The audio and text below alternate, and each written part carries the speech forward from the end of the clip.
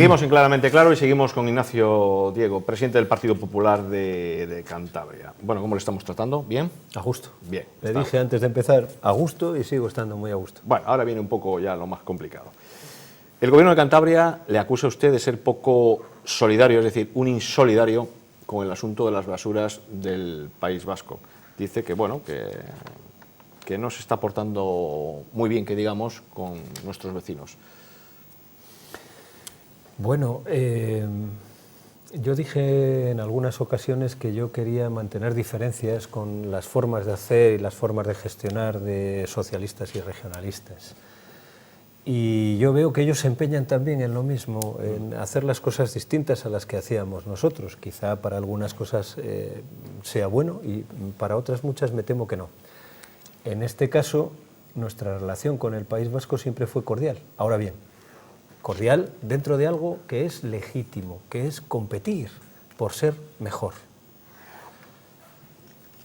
Tener todos los gestos y rasgos de buena vecindad que es necesaria entre españoles, entre comunidades autónomas españolas, pero desde una legítima voluntad de hacer las cosas un poco mejor que los demás. Nosotros, del País Vasco, nos trajimos empresas que generaban empleo. Y ahora, ¿qué nos traen del País Vasco? Detrás de un planteamiento que le visten de solidaridad, nos traen basura de Guipúzcoa a nuestro vertedero de Meruelo. ¿Qué diferencia? Antes traíamos empresas, ahora nos traen basura.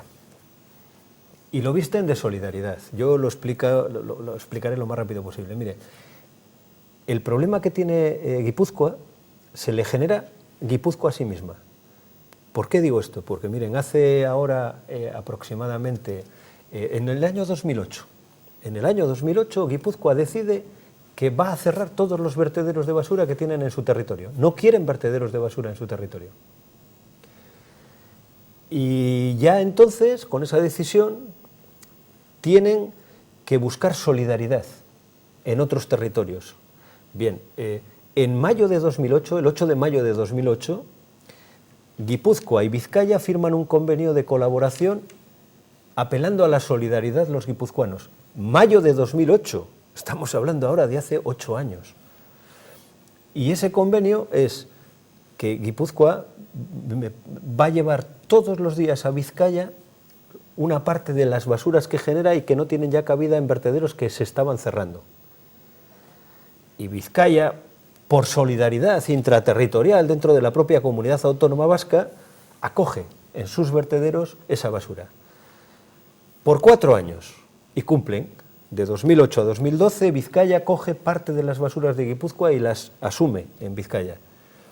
Pero ya empezado el año 2013, le dicen al Guipúzcoa, mira, mi solidaridad tiene un límite, y mi límite está en virtud del límite de la capacidad de acogida de las basuras de mis vertederos. Ya está bien, ya está bien. Pero teniendo el problema, inciden aún más en el problema. Fíjese, el Partido Socialista Guipuzcoano lleva una moción en diciembre de 2014 al Parlamento Vasco para que los 2 vertederos que quedaban todavía útiles en ese mes de diciembre de 2014 se cierren, porque no quieren vertederos en Guipúzcoa. Claro, la campaña electoral del Partido Socialista Guipuzcoano, la hacen prometiendo a los ciudadanos de Guipúzcoa que van a cerrar todos los vertederos. Pero todos los días se genera basura. ¿Qué van a hacer con la basura? Una basura que no tiene dónde caerse muerta en Guipúzcoa, porque no hay vertederos, por decisión de ellos. Pues esa se ve obligada a emigrar fuera de los hogares, lejos de los hogares. Pero ya los vizcaínos le dicen que ya no quieren más basuras.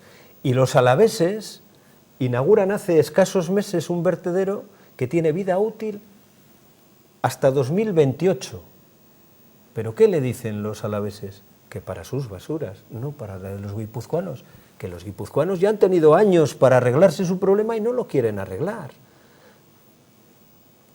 Y entonces empiezan a llevar basuras a Burgos, a un vertedero de Burgos, basuras a Navarra, a un vertedero de Navarra, basuras a un vertedero que está muy cercano a la frontera, pero en Francia.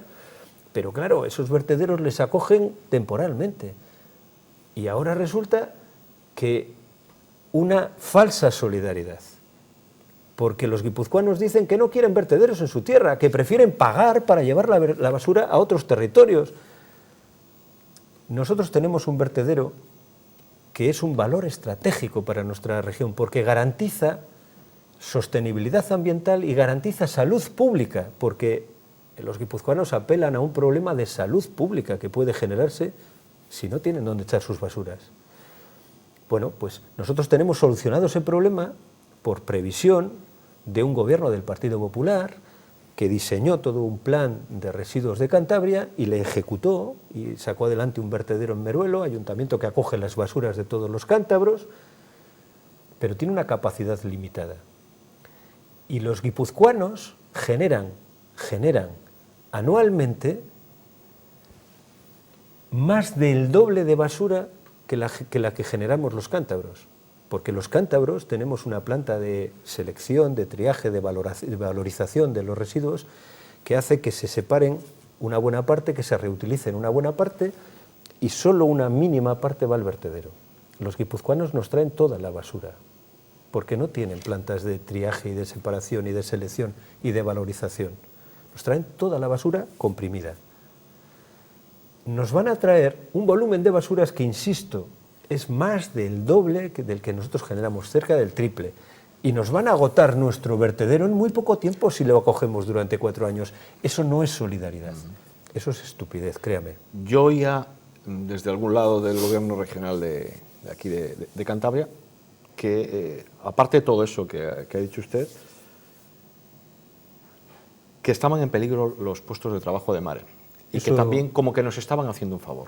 Eso es una falsedad y una manipulación muy dura de tragar. Claro, y cuando hablábamos con trabajadores, y cuando hablábamos con sindicatos, y cuando hablábamos con diferentes representantes del Partido Regionalista de Cantabria y Partido Socialista en nuestra comunidad autónoma, por cierto, que yo a veces en tertulia les he escuchado que unos decían más o menos una cosa y otros decían otra, y les costaba a veces. Yo le doy las cifras.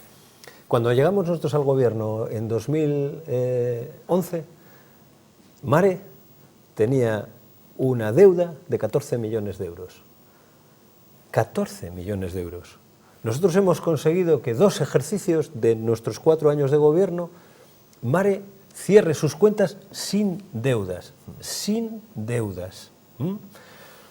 Y el último año, el último ejercicio, sí tuvo deuda, 3 millones y pico de euros. Compárelo con los 14 que entonces teníamos.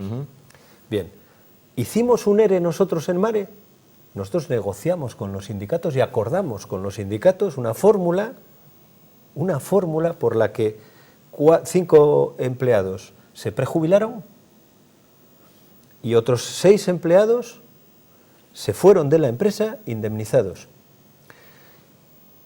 80 y tantos empleados pactaron que durante 2 años eran fijos discontinuos. Trabajaban 6 meses, se iban al paro 6 meses. A cambio de que al segundo año todos ellos pasaban a ser fijos de la plantilla ya y trabajar los 12 meses. Y durante ese periodo de 2 años, que tenían 6 meses para estar en el paro, nosotros generábamos trabajo en Mare desde el gobierno, en restauraciones paisajísticas, en restauraciones ambientales de zonas degradadas. Ese trabajo se le dábamos a Mare y Mare contrataba a las personas que estaban en el paro para que no estuvieran 6 meses siquiera. Luego, no. Mire, si nosotros supimos sacar adelante aquella Mare con 14 millones de euros de déficit, de deuda, y la gestionamos de manera que 2 años no tuvo deuda y que no tuvimos que hacer ninguna sangría en la plantilla, ningún ERE traumático ni nada parecido, si por 3 millones que se han generado un año, porque no han sabido darle trabajo a Mare desde el gobierno para que tenga actividad, pues mire usted, malos gestores son. Entonces, peligro en puestos de trabajo, no había. Usted eso no se lo cree. Ninguno. Bien. Ninguno. Estarán tan en peligro como el propio gobierno quieran que estén.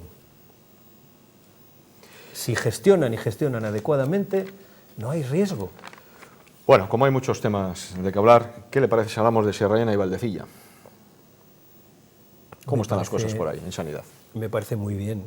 Me parece muy bien que hablemos de Sierra Llana, porque estamos en Torrelavega, hablemos primero de Sierra Llana.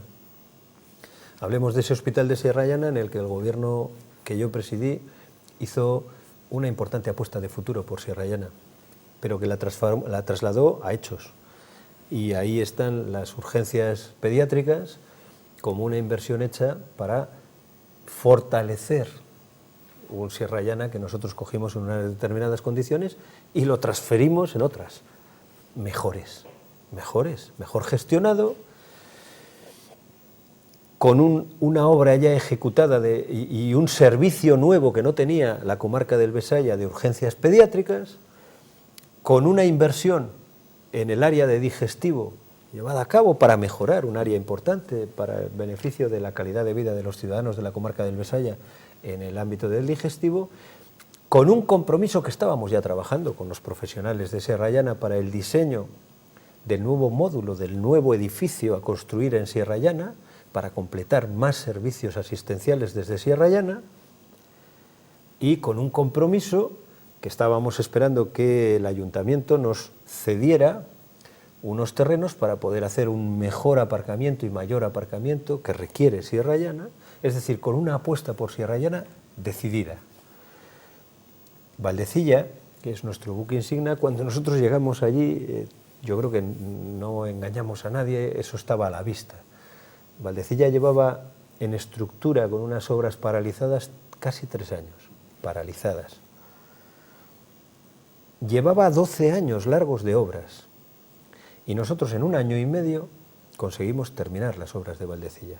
Terminar las obras de Valdecilla, dejarlas acabadas para hacer algo que es perentorio y urgente, que es cerrar y vaciar la residencia Cantabria y optimizar las 3 torres, nuevas torres del Hospital Valdecilla, con todos los nuevos servicios que se generaban en ellos.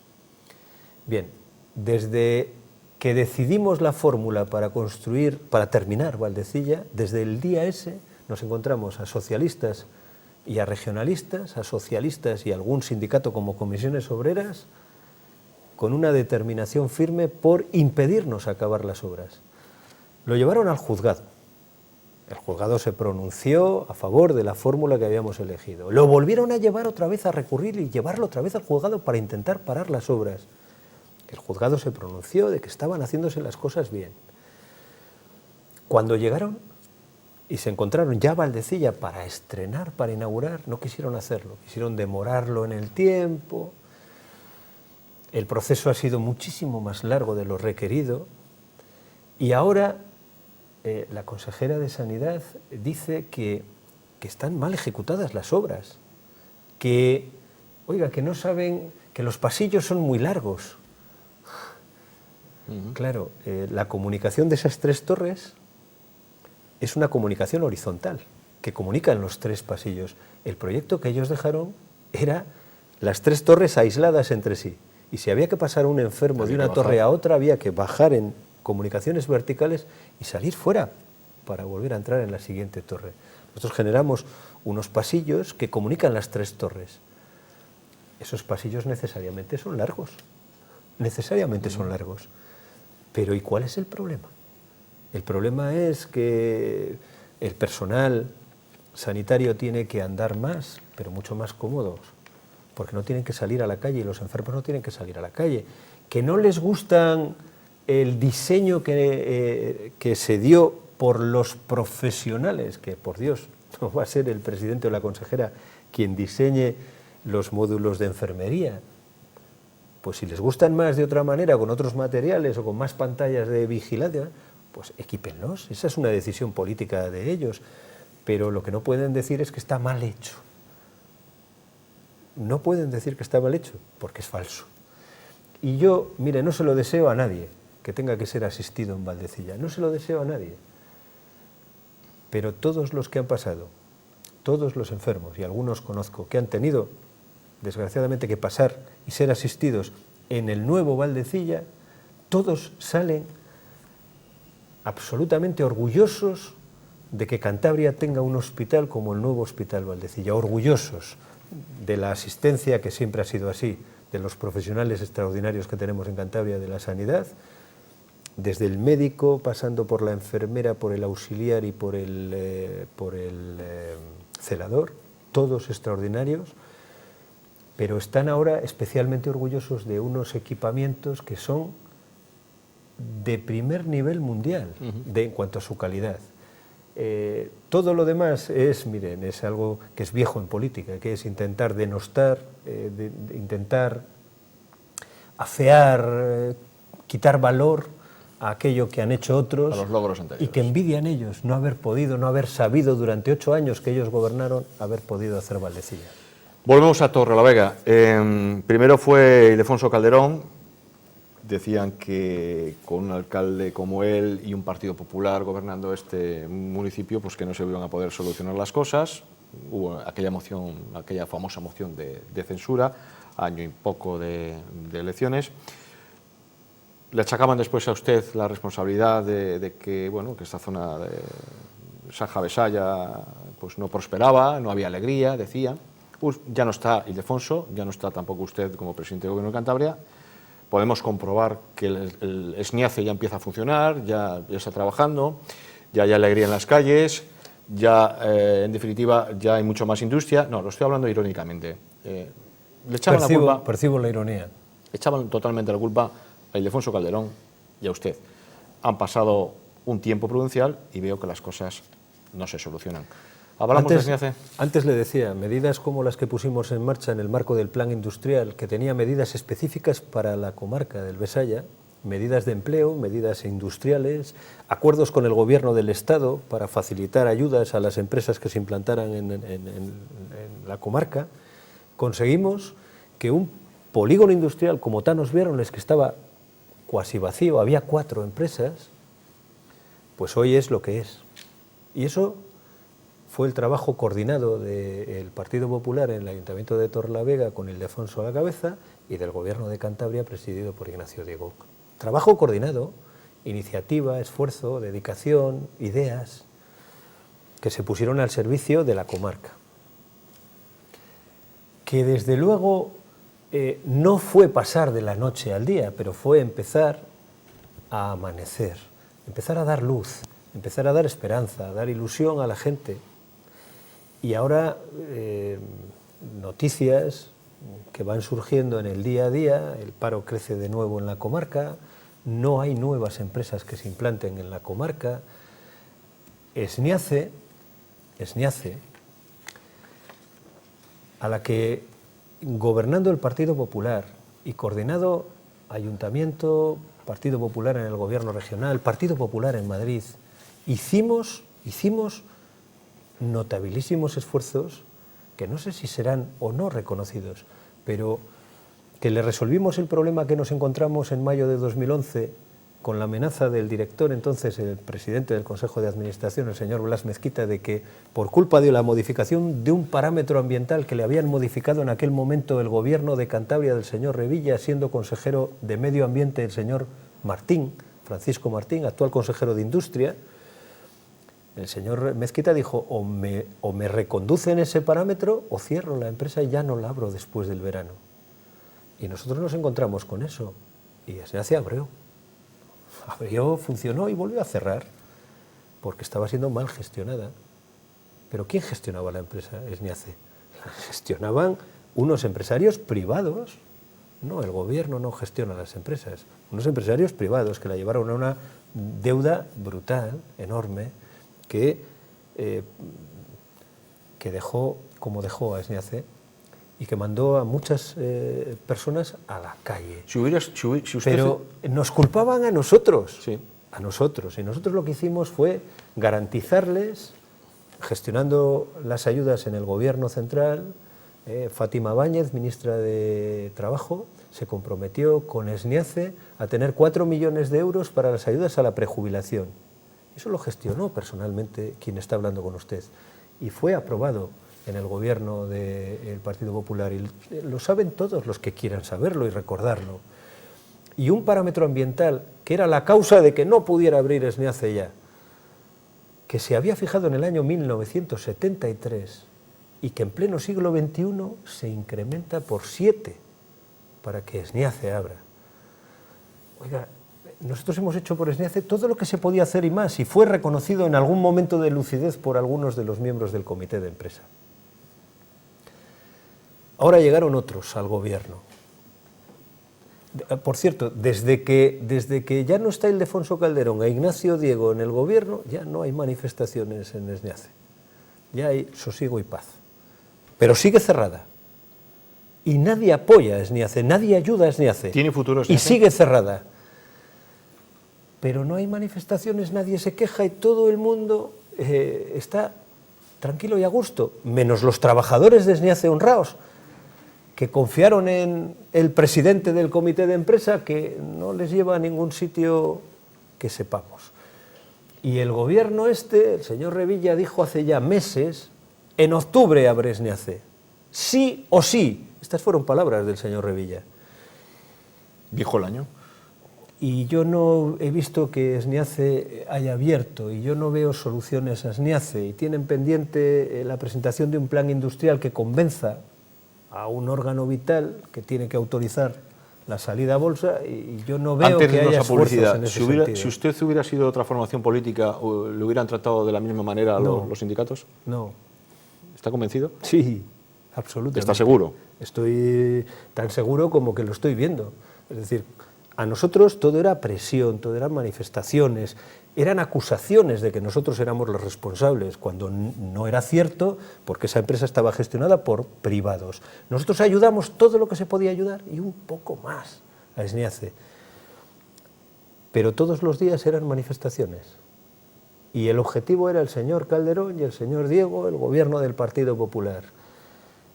Dejó de estar el señor Calderón y ya el Ayuntamiento de Torrelavega se lavó las manos y allá, SNIACE. Nada hicieron que sirviera lo más mínimo para la apertura de SNIACE. Ha llegado el gobierno de socialistas y regionalistas, no hay ni una queja ni una manifestación, ya no se reúne el comité de empresa con el gobierno, nadie le exige nada al gobierno actual. ¿Qué conclusión quiere que saque yo? Pues la que le digo con absoluta certeza, sí. Las comisiones obreras y UGT tratan a un gobierno del Partido Popular de una diferente manera a la que tratan a un gobierno del Partido Socialista y Regionalista. Eso es lo que pienso y sinceramente lo digo. Por cierto, antes, cuando hice el comentario irónico, se me olvidaba también meter el asunto del soterramiento de las vías del tren, que también está solucionado, ¿no? Pues mire, nosotros trajimos al Ayuntamiento de Torrelavega a los técnicos de Adif y a los responsables máximos de Adif, y conseguimos la firma de la ministra Ana Pastor y del presidente de Adif de un compromiso que era, oiga, Adif pone el 50% de la obra que el Ayuntamiento de Torrelavega apruebe, decida. El Gobierno de Cantabria dijo, y el Gobierno de Cantabria pone el 30% del coste de la obra que el Ayuntamiento de Torrelavega decida. Y le dimos a escoger 3, soterramiento, un viaducto, y se llevó a gente a ver el de Jerez, que atraviesa la ciudad de Jerez, y que es una fórmula que apantallada no genera ruidos, genera un espacio además porticado, sí, por el que se puede pasear por debajo, se puede ajardinar, se puede tal. Pues era una solución también que era más breve en el tiempo en ejecución, más certeza en el tiempo, y costaba, quisiera no equivocarme, 28 millones de euros la solución del viaducto, del orden de 90 la solución del soterramiento, y una tercera que era, oiga, mire, y si no quieren ni soterramiento ni viaducto, el Ayuntamiento de Torrelavega no quiere ni lo uno ni lo otro, que lo diga, porque entonces Adif elimina los 2 pasos de pasos a nivel, sí, los 2 que cortan Torrelavega, los elimina pagándolo el 100% a Adif, pero que nos lo digan. Nuestra oferta es en esos términos, y el Gobierno de Cantabria dijo, el 30% lo pone, el 20% lo tiene que poner el Ayuntamiento de Torrelavega, el 20%, para darle una solución a Torrelavega, la que ellos quisieran, para toda la vida, para eliminar un problema que ha sido histórico, que era el sueño de Torrelavega. Bueno, pues no quisieron el soterramiento porque era muy caro y no querían poner el 20% del soterramiento. No quisieron el viaducto porque no les gustaba y no querían poner el 20% del soterramiento. Pero como no se decidían ni por lo uno ni por lo otro, tampoco querían que el Adif hiciera por su cuenta y solo ellos, y cargando con todo el coste, la eliminación de los 2 pasos a nivel. Eso es gestionar los deseos de los ciudadanos de Torrelavega. Nos vamos a la publicidad, venimos ahora en unos minutos.